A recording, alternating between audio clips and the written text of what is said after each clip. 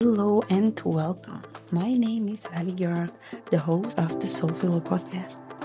As a spiritual life coach, my calling is to make spirituality a way of living, to integrate spirituality to the modern world, to share my love and experience, to introduce you to experts from different backgrounds, life coaches, spiritual mentors, doctors, entrepreneurs, trainers.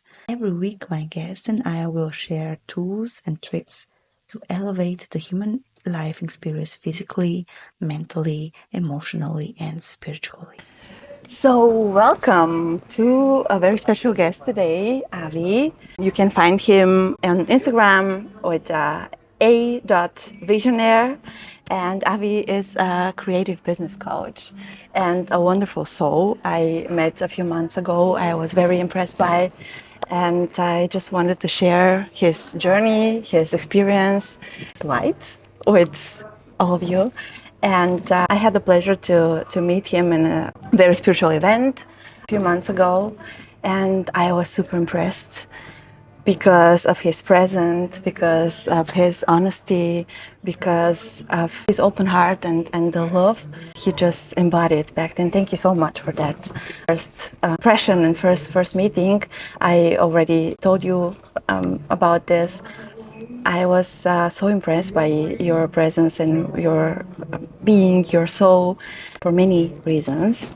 First of all, because of your loving and friendly way, how you interact with people. I experience it myself. Really generous way to connect people, to give, to share your gift with others, and your honesty and authenticity. Thank you. That's a great gift, and I wish many people can experience it like this. Wow. Back then, when I first met you, the open way you talked about a very specific topic, which some people, many people, and many friends of mine also struggle. It's about sexuality, it's about being attracted to the same gender, and the way society, or not society anymore, because I believe it's everything's changing, but there's still some group of people that are not so accepting. And I really felt in love with the way you came and you were introduced yourself. What are you doing? And then I asked you, yeah, what brought you to Barcelona? And you were like, in that really peaceful and confident way that I not so often experience it with other friends of mine. It's like, yeah, I came here with my boyfriend, and it's like very open and very confident about it. Was it always like this? Thank you for asking that question. And I just want to say, wow, thank you for a beautiful introduction as well. My heart feels so open already, and I'm receiving that with a lot of love. Was it always like that? So, definitely not. I took 24 years of my life to finally express my truth, which is the fact that I'm gay, right? And I'm so proud of being that person. I'm so proud of honoring that label today. I understand that I'm not just that label, that there's more to me, and there's more to you and to each and every one of us. Um, but was it always like that? No. Like I lied for a very long time about who I really am. I suppressed and I hid who I am. And for a very long time, I actually told myself, you're not allowed to love. You're not allowed to feel, or you're not allowed to fully, devote your life to a person, because at the end of the day, it's gonna hurt other people or it's gonna cause other people pain. So just suppress that, marry a woman, have a family, follow the structure, and live the conditioned life that will make your society or your family or your community happy. But that came at a very big cost. That came at the cost of completely vanishing my life, saying my life is worth nothing, saying that my life and this expression and this thing that I felt inside did not have room and space to belong in this earth. So it's better to keep it within me than to hurt other people. Um, but yeah, it definitely wasn't like that. I always was a people pleaser, and sometimes those things still kick in, and I overgave and I overshared and I over was always there for people because I didn't let them fully be there for me and see this thing that I was hiding. By being there so much for them, it was this way of like defending myself from them peeking inside and finding really, who I truly am, because I was so afraid of being seen for my true self. Thank you for sharing this. Yeah. So powerful. Thank you. So powerful. And when can you remember the moment when you felt safe to share your truth, to share your love, to express it, yeah. It's really interesting. We're in Barcelona, and it's a city where I think both of us are a part of a lot of really powerful, really beautiful, really inspiring communities. Yeah. And community is such a word that we're using nowadays that is just like, oh, community. But generally, community is such a powerful essence because it's your safe space to belong. And I remember when I was in Dubai working for social media PR agencies, doing really, really well. And I finally started figuring out, oh, wow, this sort of sexuality thing is coming up. There was someone that was interested in me, and I couldn't fully express that, and I couldn't fully let it out because I had family in Dubai. Okay. So the moment I felt the most safe is when I took a flight from Dubai and I came back to Spain and I did a master's in a city in the north of Spain. And I did the master's also with the intention of getting to know myself, to really accept this person if that person is within me. So spending a lot of time alone, that created a safe space for me to discover my truth. But also being able to finally vocalize it to people. Within that master's, I found a lot of people that could see through me. And when they could see through me because I was allowing it as well, they created this sort of safe space for me to be held. And each and every one of them, I can name them, yeah, Isa, Flor, these beautiful souls that came into my life, they not only accepted me for my sexuality, but also for my spiritual side, for my creative side, for all the other sides as well that I was sort of suppressing because I'm like, this is too much. This does not belong in the world. This will not fit in. And they looked at all of that and they were like, this is your power. This is beautiful. And that safe space that I got through people has only allowed me now to want to create that for other people as well, which is why I've created this community as well, because I feel community is your family. It's that family that you maybe, Choose. yeah, it's the family you choose, correct, 100%, and that you get the privilege of opening your heart to. So yeah. Yeah, thank you so much. I can relate to it and that safe space in the community, with the deep connection, like-minded people. It's beautiful and amazing. Thank you for the community you created. And it's really nice to experience it. You studied in Brunel University in London, but then you switched to creative business coaching. And so, how did that happen? That's such an interesting question. So I come from an Indian family, and I was born and raised in Gran Canaria in Spain. Yeah. And within, I don't know if this is just an Asian culture thing or an Indian family thing, but business is something that you're taught from a very young age. Okay. It's a conversation you have like in the table at home as well. Wow, Even interesting. even if you don't want to have it, you're just sort of engrossed talking about things. And my dad would bring that conversation, and I always felt inadequate. Oh. Growing up, like whenever my brother and my dad were having a conversation, I always felt small. I felt like I'm not meant for business, I don't understand this, and my passions always lied more towards where my mom's inclinations were. Spray painting or coloring or painting a landscape or going creativity, anything related to creativity. So I'm like, okay, my path is not business. I'm not gonna make money. I'm just going to be a creative for my entire life. And then I went to university, studied design, went to Dubai for a few years after that, and I worked in social media and PR agencies. And I understood that there's such a huge gap happening between creativity and business because creative people have grown up with this conditioning of you're an artist, you're not going to make money. Or you're creative, you're going to be broke. That's huge. Or you don't fit in. Or you're not going to be successful. How are you going to pay your bills? How are you going to provide to your family? And here's where I learned through the power of social media and personal branding and through the power of marketing that when you have those ingredients plus your talent and your passion and you can fuse them together and really get clear on what your goals are, you can make a lot of money if you want. And you can do that as well from a place of true connection to your soul's desire, to your soul's passion, to your soul's purpose. And I think with time and the experiences that life gave me, I started adding the dots and I just could go, there's a need here for every creative soul here that is feeling limited and that they can't make money or that they're going to stay broke forever. I need to help these people to realize that the money is where their heart is, Yes.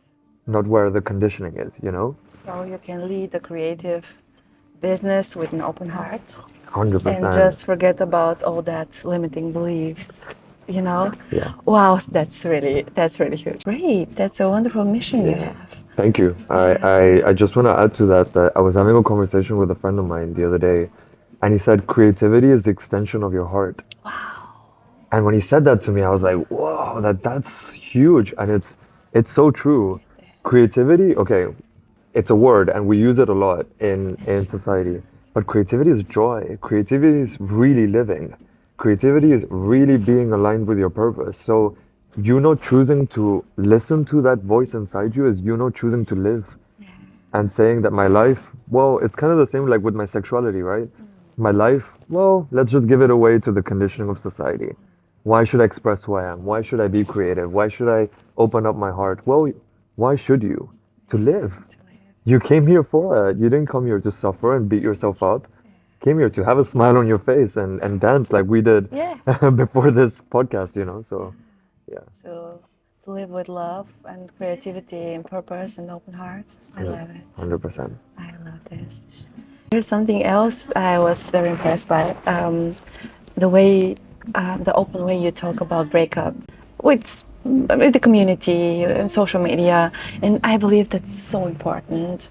The breakup has great transformational potential, but it's still very painful. I believe that the the straight way out, the fastest and easiest, is through it. And very often we avoid that way and we try to get distracted or just suppress all that. Can you share how do you deal with it, with breakup, all the emotions? How do you let them be? Do you accept them? Do you have some tools for those of us who are dealing with it too? Yeah. It will be very helpful if you can share, because Of course. the way it looks, you're dealing with it pretty fine.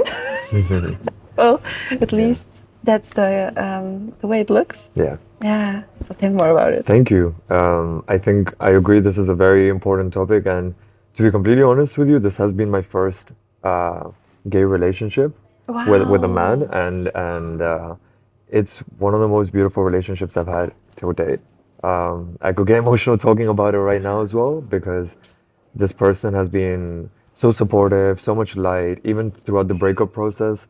So a lot of people would come up to us even when we were dating and they'd say, "You guys are such an inspiration." But even when we broke up, maybe people don't say that, but I was just with him yesterday because it's his birthday in a few days. Um, and I was like, even the way we're doing this breakup, I feel is so inspiring, to be honest. Like, there's so much love between us. And how am I coping with it? It is my first, let's say, breakup of a real relationship where I was living my truth as a homosexual human being. Thank you for sharing that. Thank you as well. Um, and it hasn't been easy. It hasn't been easy. I've cried a lot. I didn't know I could cry that much, but I've cried a lot. I have gone through really deep moments of pain and loneliness as well. And the only way through it is through it, just like you said. You have to give it time, and sometimes you feel like, when is it gonna be done? Like I'm ready to recover, I'm ready to heal, but even then, you've just got to give it a bit more time and a bit more love. And there's this thing that I've been doing since the breakup, and I'm not perfect. I'm a human being as well. I'm not this like super elevated human being that is just like rising above every single pain and suffering. So yes, even though I create a lot of time for stillness, to be with my emotions, to journal, to meditate, to do all these things that ground me, to be in nature. I had the privilege to travel for 2 months to India. Even though I do all these things and I could do them, I'm super grateful. I also get distracted. And I also choose distractions a lot of the time. So spending too much time on social media, maybe initially as well drinking a little bit when I initially happened, or anything, or like spending too much time reading, or spending too much time not being with my feelings and not being with my mind. But something that I learned from a therapy and coaching session I had last week with a relationship coach is that distractions are also a tool. They are part of healing too. They're a tool, and I was constantly beating myself, and I was saying, why am I distracting myself? I should know better than this. I should know the higher way of healing. And the truth is, there is no higher way of healing. The distractions are also okay. Yes, you're on your phone scrolling because you're hurting and you can't process the really intense emotions of the breakup. That's okay. And being compassionate. Being compassionate with yourself through the process. There is no right or wrong way of healing. Yes, of course, you can choose. There's always things that you're gonna go through in a breakup, right? Like after that, you're very sensitive. Insecurities are gonna come up. You're gonna doubt yourself. Am I loved? Am I not loved? Will I find someone? Will I not find someone? All these things come up, and sometimes we end up acting out of fear Yes. and lack. And those moments, I mean, it's also okay, but it's in those moments that we sometimes have to check in and just be like, okay, how can I act out of love again? How can I be compassionate towards this body that God has given me? How can I nurture myself? What do I need today? And like I said, you're not always going to be perfect. You're not always going to be a spiritual guru and God that's not going to know exactly how to take care of yourself. But whatever you do is good enough, just step by step. That's part of being human. Right? Yeah. Yeah. Yeah. So, am I understand it right? You're getting aware of the way you feel, or you distract yourself, then you just accept it. You're compassionate about it. It's just like it is. Yeah. And that moment is getting easier, right? 100%. Yeah. See, I think And it takes time. 100, it takes time and also acceptance, right? Acceptance is acceptance of your process as well. Like, okay, you're distracting yourself, but the only way out of that distraction is accepting that you're distracting yourself. Yes. Not, I should be doing this, I could be doing that. Being hard on yourself during a breakup is not going to help you heal. So just accept the good, the bad, because I really feel acceptance is medicine. It is. In any field. 100%. In any field. Yeah. And it takes time, of course. It takes time, and the breakup has a great healing potential too. It's the way I see it. And that tension. I mean, in the beginning, when you get a call from that person, when a message or a picture on Instagram or whatever, and you feel that tension, and so I was like, that pain is coming up. I believe that the breakup is gone when that feeling transformed to love. That's unconditional love, when you know that's a great person and you shared such an amazing journey together and it was beautiful, and you're grateful for having that gift and experiencing just this pure love through this person unconditionally. There's no tension anymore. There's just that love, and it takes time, but it is possible, and it's beautiful. And tell me more about India. Now you're coming back home. I don't mean the land and your roots, but your home and your heart. I felt it like this in your posts, your stories. Tell me more about it. Why India? Why 2 months? What happened in those 2 months? Share a little bit more about it, please. I love that. Thank you for asking this. I always wanted to go to India, and I've been many times with my family growing up, but I always wanted to go alone and create my own relationship with it. And towards the end of last year, when the breakup was happening and stuff, was when I booked my tickets, and I'm like, I'm going 2 months. I'm gonna give myself this little gift, huge gift actually. Yes. It's a huge gift, and I'm just gonna spend some time connecting with myself, exploring the motherland, and being in nature, being surrounded by my people, and let's see how I feel, right? And I think, how was India? I think going there, sometimes I do go with places and I do go into things and relationships with expectations of how things could be. Yeah. And I did go with a plan, right? Okay. Like I went to, I'm gonna go here for the wedding, and then I'm done with that. I'm gonna go to Kerala, and then I'm gonna do this and this in Kerala, and then that and this. And I remember getting to Kerala, and one of the first people that I met after a day that I spent fully planned by me, Okay. I come back to this accommodation and I meet someone there, watch them journaling, and they're like, how's it going? What are your plans for tomorrow? And I'm like, I have this planned, I have that planned, and then someone's coming to pick me up, and I'm going here. And they were just like, I'm so stressed. I'm so stressed by your plans. I'm like, why? Why are you stressed? I love my plans. She's like, no, your plans are stressful. You're a backpacker. You're free. Why are you so rigid with your ideas? And I'm like, no, it's just that I thought I don't want to miss out on anything, and I want to do everything. She's like, okay, how about this? How about you scrap your entire plan for today, and you join me, and a bunch of us are gonna go explore. And I'm like, but what's your plan? She's like, my plan is to let life take me wherever it wants me today. Wow. So here I go, control freak plan guy, and I'm like, no, no, no, no. Inside, I'm like, no, no, no, no, no, no. I go back to my room, I pack my stuff, and I'm all like, I am not going with her. Prepare myself for my plan. I'm like, who does she think she is to tell me to scrape my plan? Like, I am not going with her. And I go to reception to check out of the accommodation, and she's there with a bunch of friends, and they look so happy and in such a good vibe. And I'm like, guys, by the way, I'm heading out. And they were like, really? You're not coming with us? We're gonna take a Jeep and gonna go see waterfalls and do really fun stuff. And I'm like, and in that moment, I was confronted, right? I'm like, do I want to continue being who I am? Right? This person that loves to plan everything, loves to have everything in their control, loves to be by themselves in nature, or do I surrender to what life wants to bring and trust that this person wants to guide me somewhere? And I chose that. I chose to let go. Completely strangers. I completely surrendered and I chose to let go. And really, I had the most beautiful 24 hours I've had in a very, very long time. Swam in a waterfall. We were in middle of a river with a bridge made out of like in middle of the mountains, surrounded by animals and trees, and spent the day in a jeep and made friends with people and made friends with the local people and had chai in different corners. And what I learned from just that experience is that there is magic in letting go. There is huge magic in not always planning life, not always knowing 10 steps ahead what you want to do. There's magic in going, what will life bring me today? And allowing that, right? And it's something that maybe I sort of knew before going to India, but I deeply, deeply, deeply embodied trust and connection with surrender in India.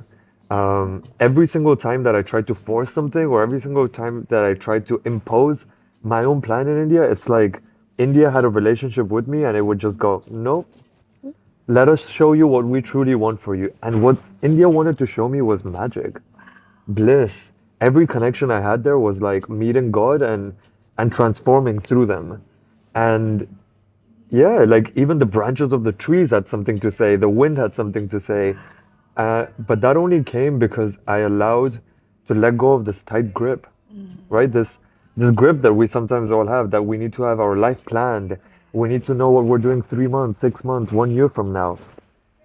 I think one of the most important things I've learned about India is that sometimes it's okay not to have a plan. Even now that I've come back to the real life where we're back to work, back to business, yes, I'm planning. Yes, I'm dreaming. Yes, I'm envisioning and I'm having creative ideas about my brands and my business. But there's also this childlike duality in me now that knows if everything doesn't work out, it's okay. I'm going to have fun regardless. I'm going to surrender to the process fully. So beautiful. So you allowed yourself to really let go. Yeah. And you went, through the flow. And that brings all the emotions. That brings all your perfectionism, your control, but also your sadness, your fear. But when you're done peeling all those layers, you tap into the most beautiful ingredient in each and every one of us, love. And love sparks trust. Love sparks openness. Love sparks connection. And you feel part of everything. You feel part of nature. That connection is so important. And you're right. That's to have a plan, to control everything, is a fear driven, right? 100%. It's the fear of unknown. And when you plan it, when you know, okay, I'll go there, I'll do this and this and this, and I'll meet this one, and blah, blah, blah. And you're like, okay, I feel safe, it's my plan, That's it. I'm on control, and but the beauty of life and its essence is to let go of the fear and to really, Yeah. let go. Wow. It's beautiful that you bring up this. The beauty of life is to let go. I couldn't agree more. And now that I've come back, it's something that I always share with my clients when I work with them as well in my coaching process. but I'm really now embodying the surrender mindset and this like completely letting go. And it's brought phenomenal results for me, for my clients, for my work. I surrendered and you invited me to this podcast, which I'm super grateful for as well. And such magical things have happened to me even when I'm back. I'll give you an example. I did an event, I think it was last week, Yeah. and we needed a photographer for the event. And the back of my head, I'm thinking, I'm willing to invest and I'm willing to find a photographer, but it will also come. Like, I'm gonna let it go, I'll figure it out in a few days. And I kid you not, Rally, I think an hour or two after, I got a voice note, a 3-minute voice note from a friend of mine who is a professional photographer in Barcelona. And Wow. he said to me, I remember last year you really helped me with a contact for something, and I just want to do a kind favor to you and photograph your event Your for free. universe is calling. And in those moments, I'm like, we have to surrender to the magic that life wants to offer us Trust. and trust. Because if not, we're constantly wanting our way. That's big. That's big. And yeah, also in business and to surrender to all that.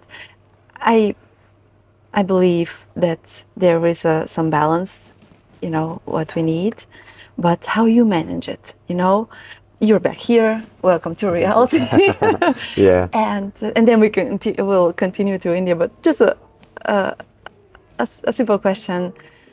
Yeah, surrender and trusting and so on is very beautiful, but being in that extreme of the spirituality, like just surrender and like meditating all day and not doing anything, it's also not the how to say the key, right? Yep. How do you find balance to like push yourself to action back, to get things done, because we need that part too, not only surrender and trusting. Yes, of course, when we set the intention, we believe that it will happen somehow, somewhere, some time.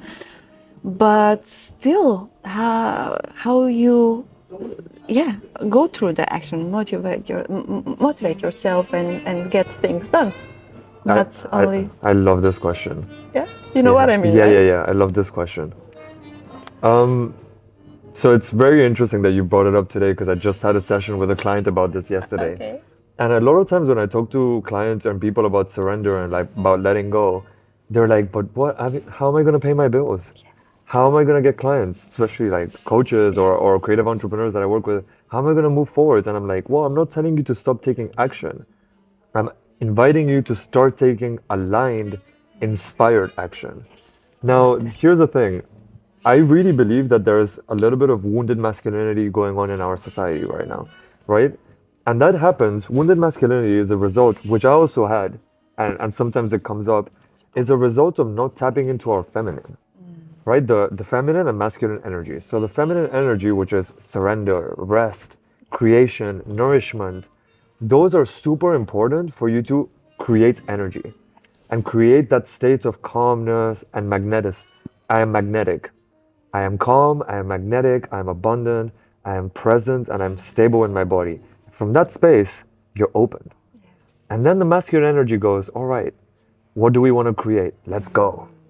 Love this. But when we do it, when we do one without the other, that's when the masculine is wounded. It's hustling, it's grinding, it's pushing. I need to, I should, I haven't paid my bills. How am I going to get through? Survival mechanism. What I'm inviting my clients and people to do is listen. Listen to this ornament, to this beautiful instrument that God has given you, your body. If you're tired when you wake up in the morning, don't hustle. Take an hour extra to drink your chai or your coffee and absorb the sun. And an hour after, when you're done doing that and you're feeling recharged because you gave yourself love and trust in the universe Permission to do it. and permission. But what you're saying to the universe is, I trust so much that even if I take this hour off, I'm going to be abundant. And after that 1 hour, you're done enjoying your cup of coffee and you had your moment to yourself. You go back to work and you ask yourself, what do I want to do? Masculine energy. What do I want to do that's going to bring me joy today? Yeah. And then it's going to be content. And I want to reply to my clients. And I want to reach out to new people. And I want to create a masterclass. And I want to do a workshop. And I want to do an event. Go do that because you're aligned. You've listened to the feminine. You've taken care of your body. this tempo that God lives in, and then you said, all right, now I'm inspired. Boom, let's go. And that's the energy you need to be magnetic. That's when money comes. That's when connections come. That's when relationships flourish. That's when you grow financially as well because you're dancing. Yeah, that balance, the feminine, the masculine, the pose and the action, it's so important. Yeah. And I believe we tend to go to extremes, right? And that's why are those wounded feminine and masculine are was born, right? Because of that, yeah, and not listening what we need right now. Thank you for sharing this one. Thank you for asking. It's really really beautiful, and I cannot really rely more and cannot agree more with this. And yeah, Do you thank experience you it as so. well? Of course. The extreme. Also, with my medical background back there, I was so into my masculine, like to perform and to. It's of course from place of lack and not feeling enough and so on, and it's exhausting.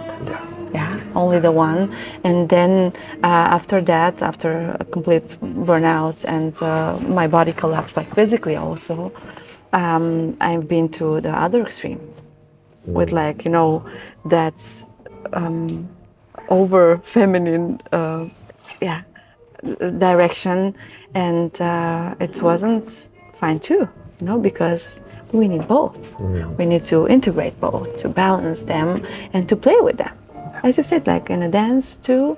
And yeah, that's the way we feel better and we achieve more. It's not about achievement, but it's the natural extension and the result of it, I believe. Yeah. Yeah. So yeah, wonderful. It's just being aware, and the body. It's a great instrument. I agree completely, and it gives us so many signals.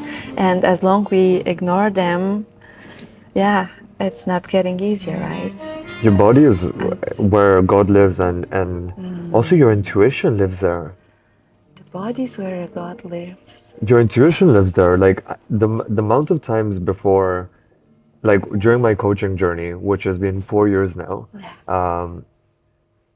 the amount of times initially where I would just book calls with people or try to make things happen with people where deep down I knew it's not going to work out. Okay. Trying to force collaborations, trying to go to places, trying to do things that I was like, but this is not aligned. It's not aligned. And I'd show up to these calls and they wouldn't flourish. And every single time it really did feel aligned in my gut. I knew that that client would sign up. I knew that that event would bring something. I knew because it just felt right. Because of the why. Why you Yeah, did it. because of the why, but also because you're attuned with Yes. this voice inside you that's constantly telling you yes or no, yes or no. With intuition. And you know where you belong and where you don't belong. Sometimes we go because we want to people please or out of scarcity and lack, like you said, Yes. or out of fear, or maybe I'll miss out, FOMO. But in truth, you're never missing out, and it's always enough if you're in the right places. Yes. Yeah, but I believe I'm curious to hear what you think about it. But that connection to intuition, it's also our feminine part, right? It's that trusting it and also surrender to it. Then we can listen and hear something and trust that it's right. That's in alignment with the place we are right now. That's the way I believe it is. Yeah, thank you so much. And now back to India. The way you surrendered and your journey. Yeah. Yeah. I mean, 2 months it's a long time Yeah. for a journey, for an adventure, let's say. Yeah. So you were completely without plans Yeah. at some point. Like you Yeah. completely let go and wow. At some point, I think after visiting my family, I was planning to go up to the mountains. And I remember before going to India, I had plans. Okay. I'm like, I'm gonna go here. I didn't book any accommodation or any transport. I'm like, I'm gonna go here for a few days and here. Then I'm gonna do a yoga teacher training. Oh, yoga then, teacher training. Then a meditation course, and then I'm gonna have a few days here, and then I'm gonna see my family and come back. And again, productive, right? And like super planned and super structured. And I remember after a friend's wedding, I was just like, no, I'm taking a one-way ticket to the mountains, and I don't know what I'm doing. And within the mountains as well, I was like, no, but I should be doing a course and I should be doing this and I should be doing a yoga teacher training and this and that. But my body kept on telling me, just be here.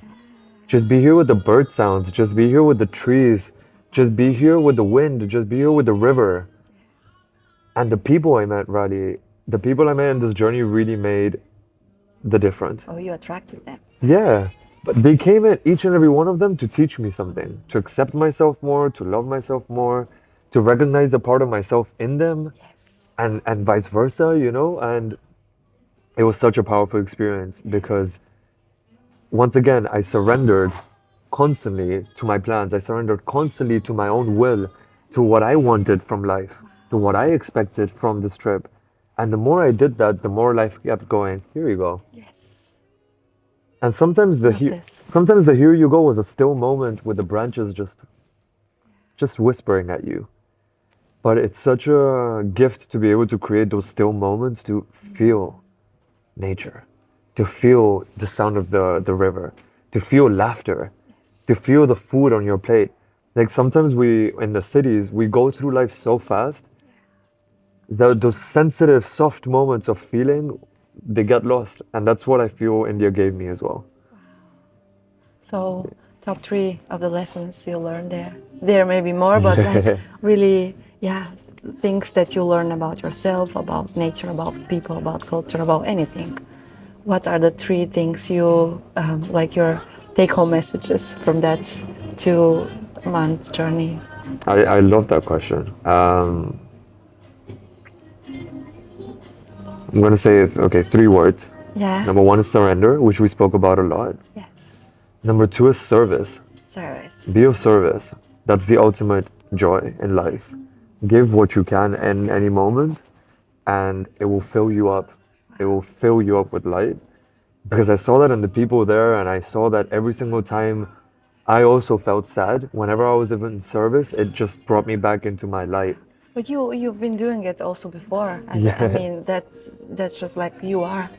It's true, but you know, sometimes we limit ourselves to a label, Oh, right. right? Like I always thought that Understand. my service is to be a coach. Yeah. In this life, I have to be a coach. But honestly, when you go to a place, you can serve in so many ways. Moving chairs, Yes. cleaning an ashram, sweeping a floor, saying hi to a stranger, helping someone with their shopping bags, going up. Just those gentle moments remind you that you're not a label, you're a human being as well. And joy is in those little moments. Service is not only attached to, oh, what is my life purpose? What's going to bring me money? No. The day-to-day joys of service. And the last thing I would say is love. Wow. Love is the ultimate currency of life. It's trust, it's everything. If you can, there's so many times where I would go for experiences and people that really love me in India would say, you gotta be careful where you're going in the mountains. You gotta watch out for your bags, you gotta watch out for your things. You gotta be very careful with who you talk to and how you talk to Really? them.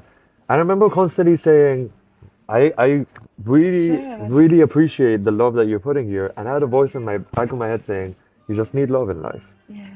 And I remember going up to the mountains and experiencing all kinds of people. There were Yeah. really good people, some people that were maybe a bit more closed off, some people that were a bit angry sometimes, but all you need is love. Because love has the power of opening someone up and all of a sudden creating a conversation and a relationship that you never thought. And love really helped me pay as a currency my way through everything Wow. and through every conversation that I had there. So powerful. Yeah, I love this. This really, yeah, true love. And especially when we meet people who are, or at that moment don't seem so loving and kind. Yeah. Well, they need it the most, right? 100%. Like just, and we can serve with love, with just That's it. sharing it with everybody. And yeah, how was your self-love journey then? I think that's also a part of was not only the universal love, I guess you mean, but also the love to yourself, to anyone else, and serve with love, to be love. It's, Yeah. I think that's the message of the podcast. Yeah, it's That's beautiful. just be love. It's beautiful. Yeah. Thank you so much Thank you as well for having me. for sharing it. I really loved being a part of this conversation. I think I told you before this conversation that my heart already feels open with you. Yeah, that makes me really And happy. yeah, and it still feels very relaxed, very open, very happy. I feel the same way. So Yeah, thank you. thank you so much. Yeah. Yeah, and again, where we can find you on social media, Sure. on whatever. Yeah. So you can follow me on Instagram at a.visionaire. Also Avi Ajwani on LinkedIn if that feels aligned with you, or yeah, you can see everything on my social media. And if you ever want to say hi or want to ask me something or want to have a conversation, I'm here. When is the next event? You have plans for it so already? Yeah, so I'm actually planning something special for the end of this month, and I want to do something a bit more healthy, Oh, wow. maybe a brunch, but you'll find out more soon. Hopefully this week we'll have something. Yeah, wonderful. Thank you for the last event.